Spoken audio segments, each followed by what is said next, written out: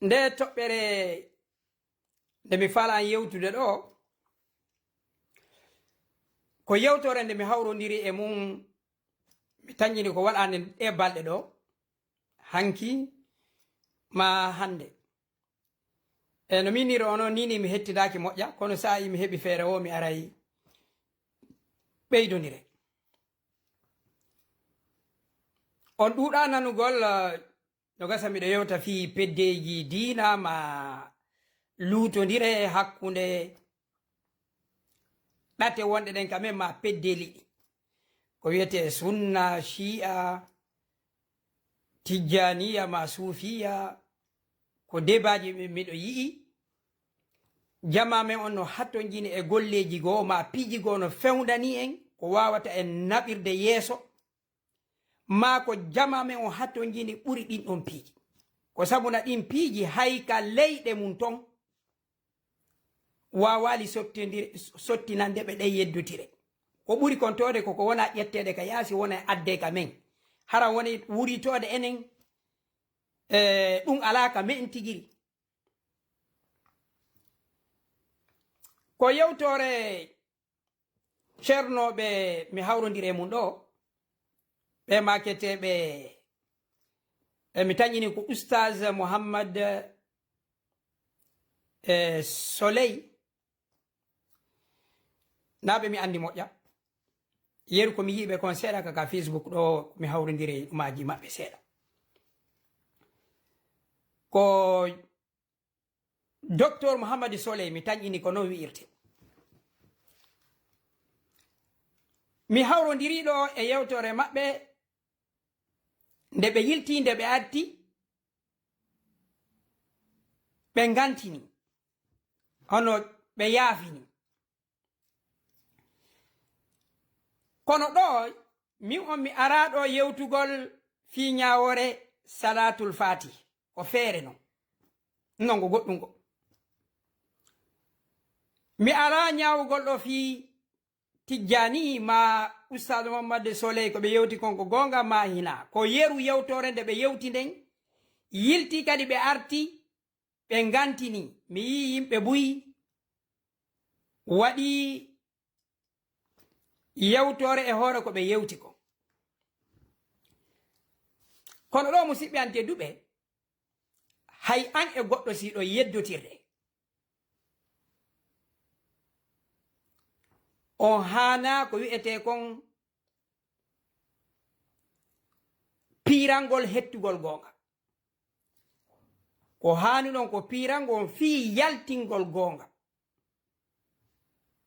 hino serti yimɓe ɓen ko hani yeddotirgol ko fi yaltingol gonga kan hina fi hettugol gonga kan diina kan ko Allah jeyi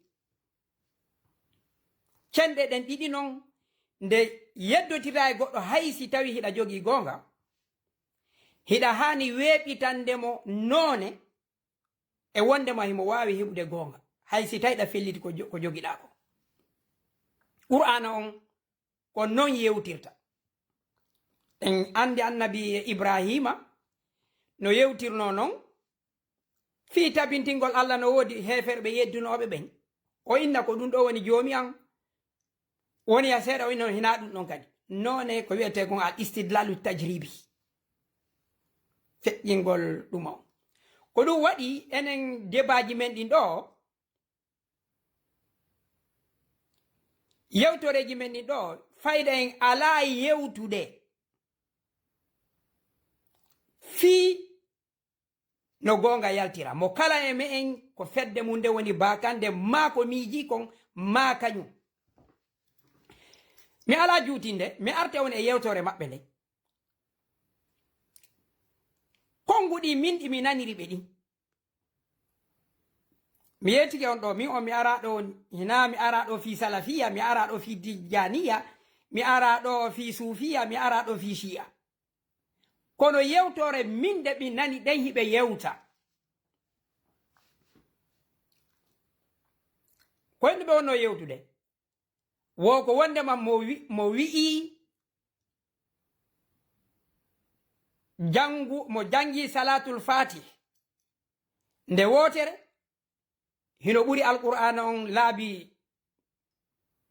heewuɗi wuluje jeeɗiɗi ma laabi jeeɗiɗi ena limore nden hitti hay mo wi'i tumo jangi salatul fatih no ɓuri alqur'ana on mbaɗaki ɓe inni mo wowli ngol ɗo konngol haray ko keferako wo si tawi noon hay si tawi en tawi ɗum ɗo ka bukhari wo hay si tawi fillago ngol ɗo jokkodiri ha tuggoyke ka nelaɗo ɓe inni aray ko keferako ko ni min o mi naniri yeru ko mi nani ko buy arti ɓawto ɗum takkidiɓe wondema haray ɓe inni nelaɗo ɓe takkidi keferako e nelaɗo kamɓe kadi ɓe artoyi ɓe gantinike ɓeyni ɓe tuubi e nder konngol ngol musidɓe min on ko mi inata ɗo min on mi araɗo faddagol ma faddanagol oustaz on ma Dr Mohamad Soeil ko yeru komi jenti ko mi waylitiri konngol ngol ko ɓe yewti kon ha mi ronki kono min on mi aali none ko gantante e ngol ɗon konngol na kamɓe mi ari onno faddagol en mi innali kadi yoɓe yiltito e ko ono e ko ɓe tori ko yaafuye ɓe ɓori e konngol ngol kono siɗe yeddotiren e hoore nunɗal yeddotiren e hoore nunɗal nelaɗo sallallahu alayhi wa sallama eɗen haani ɓe teddingol eɗen haani juulugol e maɓɓe eɗen haani mawningol fii maɓɓe tentini noon enen ka leñol men fii nelaɗo kadi hino mawni ɓuri ko woni wo ko woni ko taga ko tentini noon ka leñol men ko ɗum leñol men ngol sino yewtude fii nulaɗo a tawa hino mawni ɓuri e pine buy nelaɗo maaki nelaɗo seeni ko sakkito ɗum ɗo nanata goɗɗo no ina nelaɗo wi'i a takkidata e nelaɗo kala ɗuytare hay wuritore wiwugol innono ninno ñande go miɗo manditi jegedu goɗɗo go hari no wajade o inni Allah fenanta e ɗum adduno ñawore ko mawɓen fof tummodiri ɓe inni ɓe ari kadi nani ko goɗɗo woni wolde Allah fenanta en ko wondema pulalngal ko hay Allah takkidetake e fenade hay sa riwu ko beni ko yimɓe ɓen teddini Allah ko wondema naya wowlu fi Allah watta ɗon hay fenade hay sa riwu miɗo tañƴini ceerno ɓen ɗo kadi ko e sifa on none ɗon yimɓe ɓen gentori ɓe no andano yimɓe men ɓen ka me en min miɗo wawi famude position maɓɓe o jama on ka me en fayida ya woni ko wonɗa kon heno metti fi ko ɓe taw polémique wingi waɗi joni yoɓe yaltu ɓe inna ɓe yaafike ɓe ɓorike mum sorte mum kono ɗo min omi yeetiki on koko mi tañƴini kon si en daari maqama nelaɗo on heɗe wawi riwde e maɓɓe kala ɗustare Allah on inni nelaɗo ka hono ko alqur'ana hina o gimɗo o hina feetuɗo enen si goɗɗo men inni nelaɗo feeta haray yoni wondema a yawike nulaɗo tode ko par ce que goɗɗo men miijitota ko wondema nelaɗo hino wowlane sifa ɗin konguɗi ɗum lele woɓɓe go innino ɗum nulaɗo ka pular ko haya innu nelaɗo hina feetuɗo haraye ko hunde mawnude yimɓe kala no mari pinal ko ɗum konngol ngol ɓe wowlingol konngol ngol ɓe wowlingol min mi jentike ngol mi waylitike kono min mi aali ton nokku ka ɓe hayfini nulaɗo ko mi wi'i ka jama men on ka dina men en ko hunde teddude ko wiyete ko nulaɗo ka pinal men kadi hino teddi kadi ha teddi yewtore maɓɓe ne miɗo ɓuure tañƴinade ko pellital gonga ko ɓe woni kon e mum ɓe gollitiri ɗin on konguɗi ha wayi faamini ɓe woni ɓe yeddotirma ɓe luutondirde kamɓe kadi ɓe jogii ɗum ɗo. Sina ɗum yewtorde ko honto woni hino anda ala hay e hunde ko mawni ɓuri haala Allah kam. Ɗum ɗon ala. Nelaɗo ko Allah nuli ɓe. Alqur'anare nden hal feere nde janguɗa o ina mari baraji 10. Haala Allah kan ko rewirteka. Ka dina l'islam ala ko wi'ete haala, ala ko wi'ete du'a, ko mawni ɓuri alqur'ana o. Miɗo tangini ɗe fotte hore.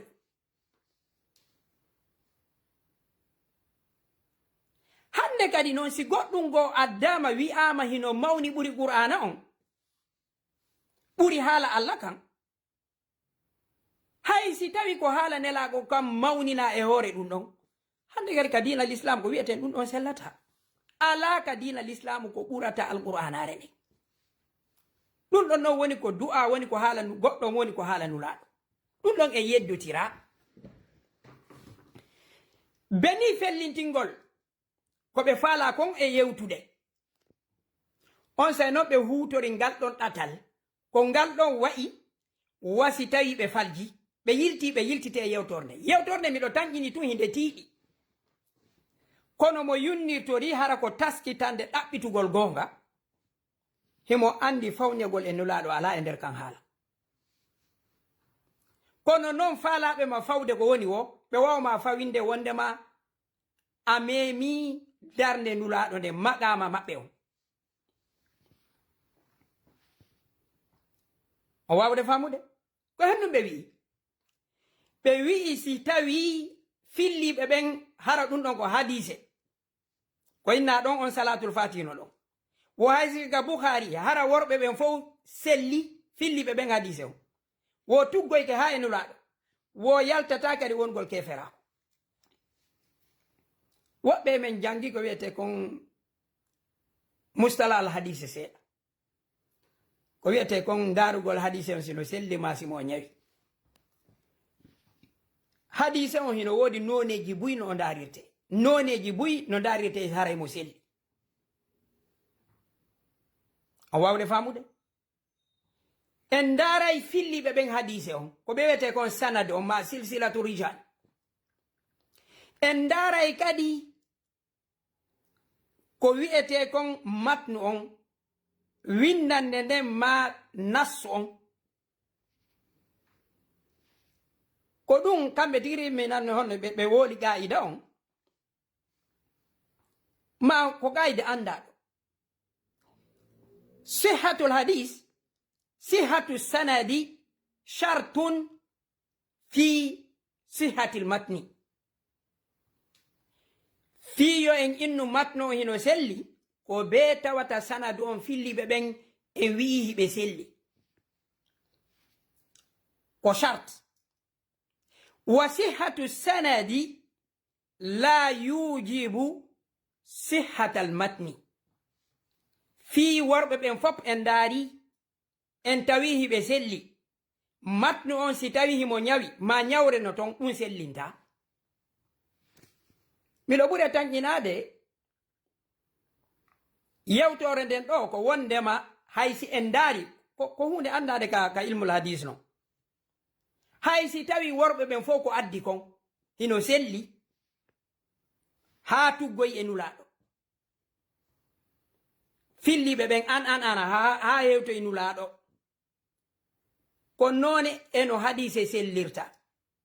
Kono non si en daari en tawi nas o nder ton hino holli arabure nden nde kelɗa, ma yewtore nden hino lundi qur'ana on tigiri, e none ko tawata wawata hawrodirde, en wawata heɓude ko wiyete kon ijma, honno ko wiyete kon hawrindingol, jam hawtitugol nas on e noneji buy. En wawali ko hombo atti ko hombo sakkiti none no darirte non, hiɗe wawi wiwde oɗo hadise o gollirtake.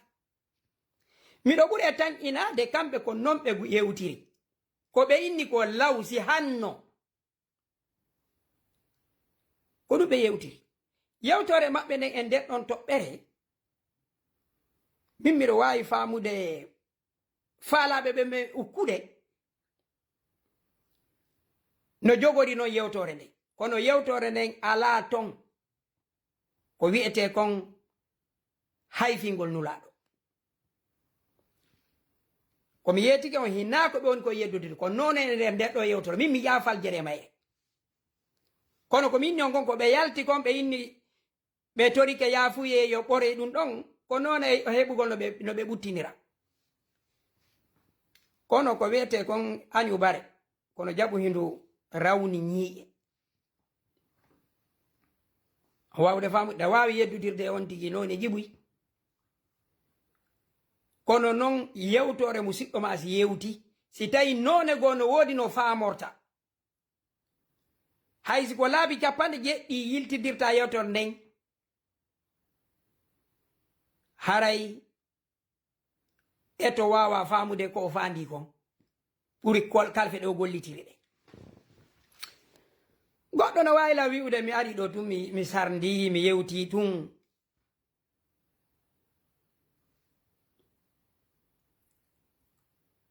mi ari mi ƴetti tu yewtore ɓe ande mi ɗumanniki eneyi sifa nde yewtore hinde ka alqur'ana sifa nde yewtore no ka alqur'ana mi tañƴini suratul haq allah on daali ولو تقول علينا بعد الأقاويل لأخذنا منه الوتين لأخذنا منه باليمين ثم لقطعنا منه الوتين ولو تقول علينا بعد الأقاويل لأخذناه باليمين ثم لقطعنا منه الوتين القرآن woni e yewtude ɗo o wondema nelaɗo si fefindino e hoore amen allah woni e yewtude wondema si nelaɗo moƴƴinno yewtore goo lundinde alqur'ana on ma nelaɗo ɓeyditi men nangirayno mo jungo ñamogo walaw taqawwala alayna بعد الأقاويل لأخذناه باليمين الله دالي دو سي تاي نلادو ادونو goɗɗum ɓeyditi e komin jogi komin jonnimo kon hara hina alqur'anar ne nelaɗo yewtuno yewtore goo e hoore allah allah nangirayno nulaɗo ñaamo ngon allah kadi taƴayno ɗaɗol ɓernde ngol ko wondema nelaɗo ko nulaɗo koye inde allah ɓe woni e yewtude nelaɗo wawata addude goɗɗum ko tawatayno lundi ko allah fandi ko mawningol noon haala goo e hoore alqur'ana on ko haala allah ala haala tedduko ka hoore leydi ɗo ɓuri kanɗon haala haray hande kadi ko honɗum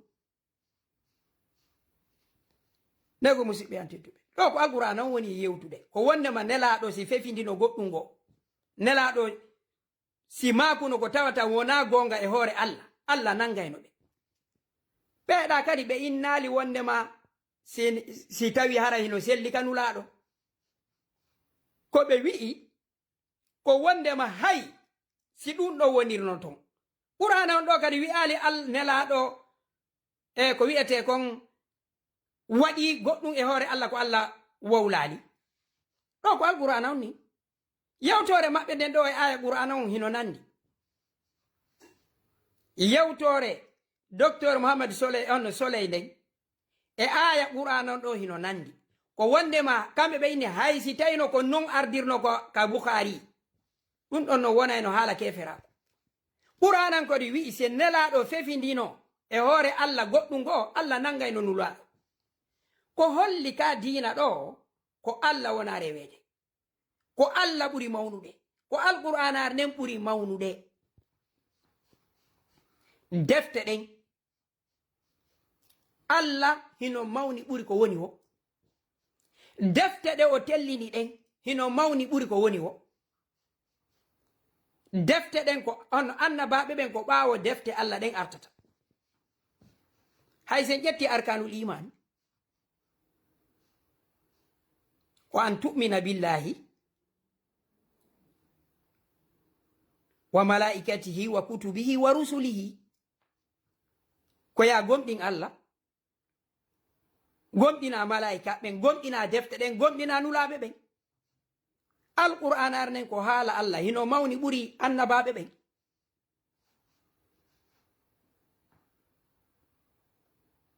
Ko haala Allah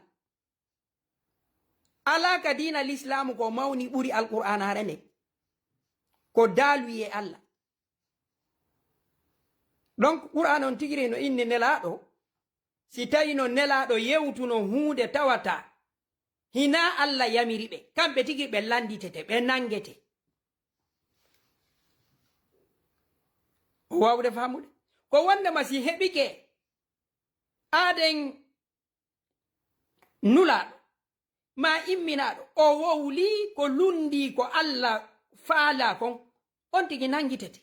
E yi annabi Yunusa, annabi Yunusa ko tawi kon ɓe heɓali dungaye ɓe dogi ɓe yalti, Allah on nangitirnoɓe ko ɓe dogi kon. E yi annabi Nuhu fi ɓiɗɗo makko on ɓa o landitike Allah innuno a darnay ɓe nguure ande.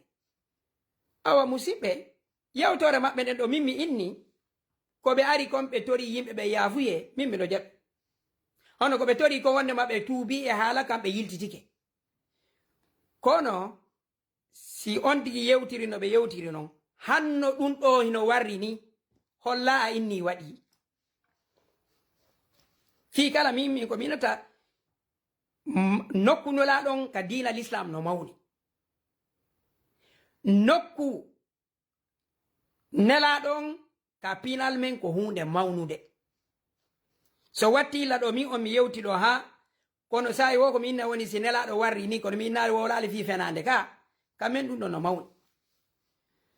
Kono yeru yewtore maɓɓe nden ɗo min mi aali to wondema ɓe fawnike e nokku nulaɗo. Nelaɗo hino mawni fi maɓɓe, kono ko Allah ɓuri mawnude.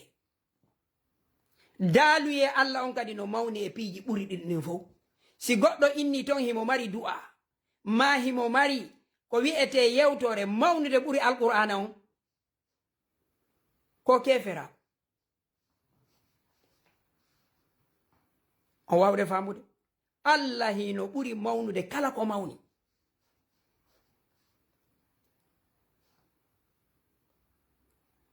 Allah hino mawni ɓuri ko kala ko mawni. Hiɗen andi oya hadise tigiri huɓɓunoɗon yiite ngen o inni o yimɓe ɓen naatu.